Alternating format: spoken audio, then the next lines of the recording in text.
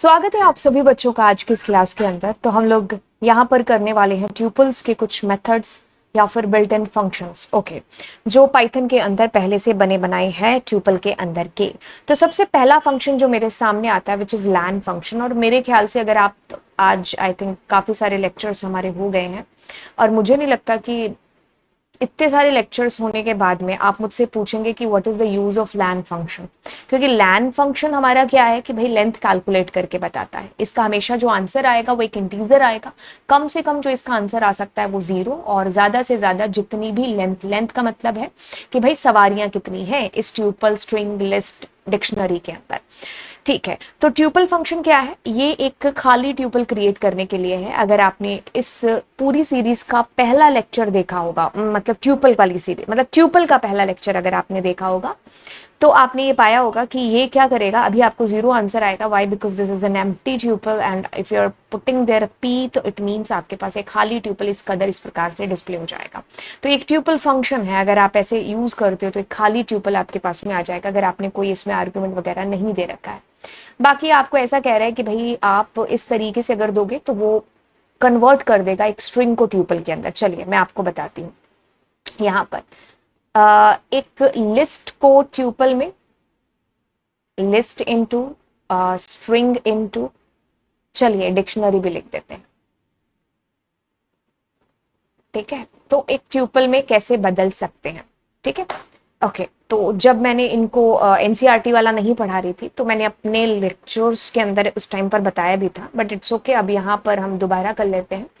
ठीक है, okay. So it's coming like how and let's suppose कि ये पूनम है जो आपका, ये मैं किसी एक वेरिएबल में डाल देती हूँ। ठीक है, अब उस वेरिएबल को मैं इसके अंदर पुट करती हूँ तो कोई ऐसी बहुत बड़ा धमाका नहीं होगा, वही आंसर आएगा। तो कहने का मतलब है कि अगर मैं यहाँ पर एक लिस्ट लेती हूँ और मैं लिस्ट को भी एक ट्यूपल में बदल सकती हूँ। और ये भी चीज़ है कि अगर आप एक डिक्शनरी लेते हैं, लेट्स सपोज कि आपने कहा कुछ एक डिक्शनरी, तो मैंने कहा कुछ भी, टी फॉर टाइगर, है ना। तो यस, तो अब मेरे पास इसकी जो कीज हैं, ठीक है, तो वो मेरी ट्यूपल बन गए। अब आप कहोगे वैल्यूज को कैसे कर सकता हूँ, तो we need to give there the values function, like how we will be able to find the इसकी वैल्यूज ट्यूपल में कैसे कन्वर्ट हो। तो आपको पता चला कि ट्यूपल फंक्शन का का यूज है। ठीक है, तो आपने एक स्ट्रिंग दिया तो दैट इज स्ट्रिंग। तो अगर आप ट्यूपल में एक रेंज भी देते हो तो वैसे भी इसका क्या मतलब है, 0 से लेकर के 4। ठीक है, तो इस तरीके से आपका एक ट्यूपल का निर्माण होता है। यहाँ पर काउंट फंक्शन अपने आप में कुछ भी नहीं है, हमेशा आपको एक इंटीजर में आंसर देगा और ये काउंट करके आपको देगा। काउंट क्या करके देगा भाई, जो आपको काउंट करना है। तो इसके लिए हम कंट्रोल Z करेंगे, अपने पुराने वाले ट्यूपल पर वापस आएंगे ताकि हम चीजों को पता कर पाए। तो कुछ भी नहीं, आपने COUNT काउंट फंक्शन यूज किया और आपको काउंट क्या करना है, you want to count there 4, but किसके अंदर, P डॉट। तो ट्यूपल के अंदर वी वांट टू काउंट 4, तो 4 is coming 3 times. Let's suppose कि यू वांट कि 400, आपको दिख रहा है 400 यहाँ नहीं है, तो योर आंसर विल बी 0 है। ठीक है, सो ये वाली बात हुई। इंडेक्स फंक्शन अपने आप में कुछ भी नहीं कर रहा है, इंडेक्स आपको इंडेक्स फाइंड करके दे रहा है, first occurrence of that particular चीज। क्या, लेट्स सपोज कि आप यहाँ पर एक इंडेक्स फंक्शन का यूज कर रहे हो और आपने लिखा 8, तो पहली मुलाकात विद 8 कहाँ पर हुई है, लिस्ट में भी आपने सेम चीज की थी। तो आपके पास 0 1 2 3 और 4 नंबर इंडेक्स आपका है जो मिला, इसको 8 कहाँ पर है, आई बात समझ में। तो फर्स्ट अकरेंस कहाँ पर है, जैसे मैंने यहाँ लिखा 4, तो 4 उसको 0 पर ही मिल गया, तो 0 इसलिए इसका आंसर है। ये बात क्लियर है।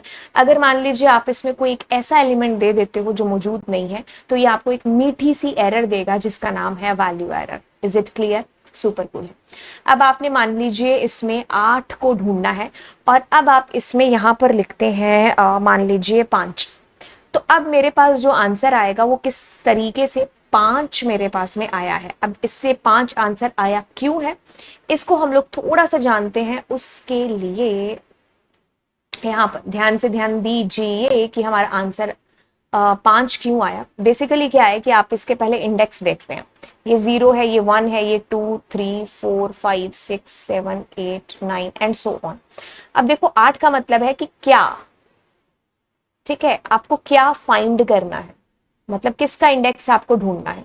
ठीक है, और ये है फ्रॉम वेयर, कहां से आपको शुरू करना है। ठीक है, तो आप कह रहे हो कि मुझे 5 नंबर इंडेक्स से 8 को ढूंढना शुरू करना है, तो वो उसको मिल गया 8 पर ही। तो मतलब अगर मैं यहां पर 6 लगाती तो मेरे पास 9, 10, 11 आंसर आना चाहिए, क्योंकि उसकी मुलाकात 6 नंबर इंडेक्स के बाद 11 पर हो रही है। ठीक है, तो अगर मैं 6 करती हूं तो वो 11 आंसर मुझे देगा, क्योंकि ये 11वां इंडेक्स है, मतलब 6 नंबर इंडेक्स से उसने 8 को ढूंढना शुरू किया है। ठीक है, तो आपके पास 0, 1, 2, 3, 4, 5, 6, तो 6 नंबर इंडेक्स से ढूंढना शुरू किया। पहली मुलाकात कहां पर हो रही है? 11 नंबर इंडेक्स पर। That's the reason why you are getting here 11। Let suppose आप कुछ नहीं देते हो, तो वो 0 से पहली मुलाकात 8 से कहां पर हो रही है।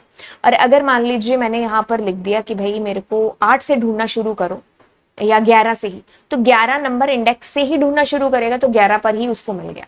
ठीक है, अब जैसे मैंने कहा कि तुम मुझे 7 से ढूंढना शुरू करो और 12 नंबर इंडेक्स तक, तो यानी कि अब ये 7 से लेकर के 11 के बीच में ढूंढेगा कि पहली मुलाकात 8 से कहां पर हो रही है और पहली मुलाकात 11 पर ही हो रही है। अगर मान लीजिए मैं यहां 11 देती, तो इसका ये मतलब होता, ध्यान से सुनिए, कि आप ढूंढ रहे हो किसको? 8 को। 7, 8, 9 और 10, बस इन इंडेक्स पर वो देखेगा पहली मुलाकात 8 से कहां पर हो रही है। और आपको ये चीज साफ साफ दिखाई दे रही है कि 0, 1, 2, 3, 4, 5, 6, 7, 7 यहां से है ना, 7, 8, 9, 10, तो आपके पास में इनके बीच में 8 नहीं है। तो जब उसको वो चीज मिलती नहीं है, तो ऑफकोर्स क्या आ जाता है? एक एरर आ जाती है। ठीक है, तो अब इसका क्या मतलब हुआ 8, 7, 11 का, कि 8 को तो ढूंढना था, 7 नंबर इंडेक्स से शुरू करना था ढूंढना, और 10 नंबर इंडेक्स पर बंद करना था। तो 7, 8, 9, 10 में पहली मुलाकात 8 के साथ कहां हो रही है? ठीक है, जैसे कि मैं यहां पर 55 लिख देती हूं, तो 7, 8, 9, 10 में पहली मुलाकात 55 से कौन से नंबर इंडेक्स पर हो रही है? जो कि 8 पर ही हो रही है आपसे। तो इसलिए आपका आंसर इज कमिंग 8 यहां पर। ठीक है, तो ये चीज समझ में आई। अब इसको मैं यहां पर बता देती हूँ, कुछ भी नहीं, you have a tuple, you are putting there 30, तो इट मीन 0, 1, 2, तो आपके पास 2 आंसर आया, क्योंकि पहली मुलाकात 30 के साथ में 2 नंबर इंडेक्स पर हुए। अगर एक और 30 भी होता तो भी कोई बात नहीं, आपका आंसर 2 ही आता, क्योंकि फर्स्ट अक्रेंस बतानी थी। ठीक है, और अगर मान लीजिए आप 30 कॉमा आप यहाँ 2 करते तो भी आंसर 2 आता, क्योंकि वो 2 से ही ढूंढना शुरू कर रहा है। अगर आप 3 करते तो वो 3 से आगे ढूंढना शुरू करता कि कहां पर है, और अगर उसको वो एलिमेंट मिला नहीं है तो वो आपको एक वैल्यू एरर दे देगा। ठीक है, वो जो मैंने आपको चीज बताई है एक्स्ट्रा, वो इसके अंदर गिवन नहीं है, बट ये होता है। ठीक है, अब एक फंक्शन है यू हैव अ सॉर्टेड। काफी बच्चों को एक डाउट रहता है कि मैम सॉर्ट के अंदर एंड सॉर्टेड के अंदर एक अंतर है जो पता नहीं चल रहा है कि क्या है।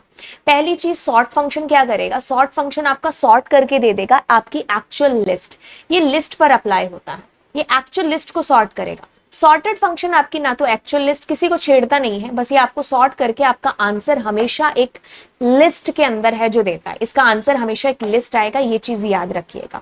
ठीक है, तो अब मैं अगर यहां पर SORTED सॉर्टेड फंक्शन अप्लाई करती हूँ P, तो मेरा ये पूरा ट्यूपल सॉर्ट होकर के एक लिस्ट के रूप में मुझे दिखाई दे जाएगा।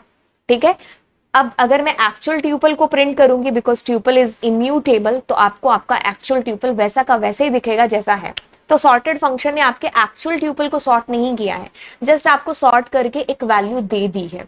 ठीक है, तो आप उसको किसी वेरिएबल में स्टोर कर लो, और बाकी सॉर्टेड फंक्शन हमेशा एक लिस्ट में सॉर्ट करके आपको देगा। अगर यहाँ पर एक लिस्ट भी होती तो भी कोई दिक्कत नहीं थी, आपकी एक्चुअल लिस्ट वैसे की वैसे ही है जो रहती, जो कि यहाँ पर है, बस उसने आपको एक लिस्ट सॉर्ट करके आपको एक रिटर्न कर दी है। ठीक है, राइट, तो ये दोनों के बीच में अंतर है। बट अगर मैं यहाँ पर P.SORT फंक्शन यूज करती तो आपके पास में क्या चीज होती? तो आपकी एक्चुअल लिस्ट ही सॉर्ट है जो होकर के आपको मिलती। बट अगर मैं इसको एक ट्यूपल कर देती तो आपको एक प्यारी सी और बोले तो मीठी सी एक एरर आती, क्योंकि सॉर्ट फंक्शन ट्यूपल का फंक्शन नहीं है, दैट इज लिस्ट का फंक्शन। ठीक है, अब कुछ भी नहीं, अगर आपको सॉर्ट फंक्शन जब आप यूज करते थे, तो अगर आप reverse is equals to true करते थे तो ये आपको डिसेंडिंग ऑर्डर में सॉर्ट करके देता था, क्योंकि तो ये बाय डिफॉल्ट फॉल्स होता है, और ये आपको डिसेंडिंग असेंडिंग ऑर्डर में फॉल्स करके सॉर्ट करके दे देता है।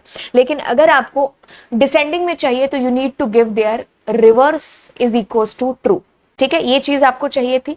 अब मैं कुछ भी नहीं कर रही हूं, मैं यही फॉर्मूला या यही फंडा सॉर्टेड फंक्शन के अंदर अप्लाई कर रही हूँ। तो मैंने पहले तो इसको एक ट्यूपल बना दिया। अब मैं कुछ नहीं कर रही हूँ, मैं सॉर्टेड फंक्शन के अंदर पी लिखूंगी एंड आपको आपका सॉर्ट होकर के एक लिस्ट के रूप में आपका ट्यूपल मिल जाएगा जो कि असेंडिंग ऑर्डर में होगा।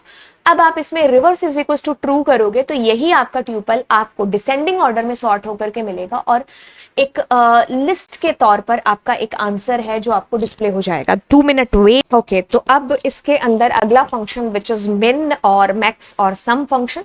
सो मिन मैक्स फंक्शन कुछ भी नहीं अपने आप में, अगर आपको पहले कभी समझ में आ गए किसी भी के भी साथ में, तो यहाँ पर भी कोई बड़ी तोप नहीं है। मैक्स मतलब सबसे बड़ी value and the main function that will give you the सबसे छोटी वैल्यू।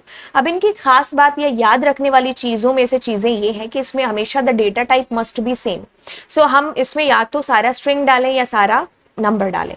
तो अगर मेरे पास में इसमें कोई जितने भी एलिमेंट है वो सारे के सारे स्ट्रिंग हैं, तो अब उसमें से सबसे छोटी वैल्यू आपको निकलेगी एस्काई के बेसिस पर, है ना। तो अगर मैं मैक्स डाल रही हूं तो उस बेसिस पर I will be finding the max, ठीक है। वैसे ही आपके पास में एक सम फंक्शन है। सम फंक्शन हमारा हमेशा नंबर पर अप्लाई होता है। अगर हम इसको एक स्ट्रिंग के ऊपर अप्लाई करने की कोशिश करेंगे तो we will find there an error. अगर आप यहाँ पर एक नंबर देते तो आपका कुछ भी नहीं जुड़ करके आपके पास में आंसर आ जाता, ठीक है। तो ये तीनों फंक्शंस की कहानी रही। तो ये हमेशा नंबर के साथ काम करता है सम फंक्शन, इसको आपको याद रखना है। बाकी ट्यूपल असाइनमेंट हम लोग यहाँ पर देख लेते हैं और उसके बाद नेस्टेड ट्यूपल की बात करेंगे। ट्यूपल हैंडलिंग यानी कि वही जो हम लोगों ने किया था लिस्ट हैंडलिंग के टाइम पर, कि सारी चीजें एक साथ ही हमने कर ली, कुछ प्रोग्राम्स हमने उसके देख लिए। उसके बाद किस्सा हमारा डिक्शनरी का स्टार्ट होगा। एंड तो चलिए फिर मिलते हैं आपसे नेक्स्ट क्लास के अंदर। Thank you so much and yes do subscribe the channel guys. दोस्तों के साथ में जितना हो सके आप उतना शेयर करिए, क्योंकि आपकी वीडियोस जितनी आप शेयर करोगे एंड ऑफ कोर्स उतना मोटिवेशन सामने से मिल रहा होगा, बिकॉज यू नो दैट कि मोटिवेशन कितना ज्यादा जरूरी है जो होता है। यस तो फिर चलिए मिलते हैं आपसे अगली क्लास में। बाय।